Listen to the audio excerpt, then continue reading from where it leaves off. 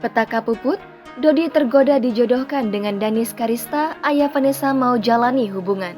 Danis Karista mendadak menunjukkan kedekatannya dengan ayah mendiang Vanessa Angel, Dodi Sudrajat.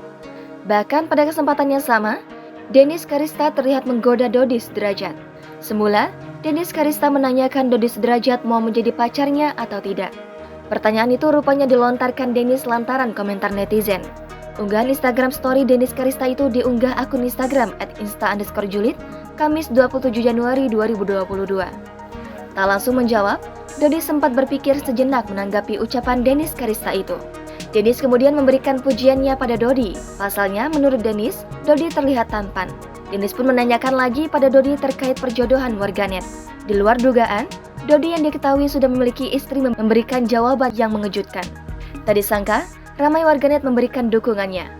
Bahkan banyak dari mereka mendoakan agar Dodi Sudrajat dan Danis benar-benar berjodoh.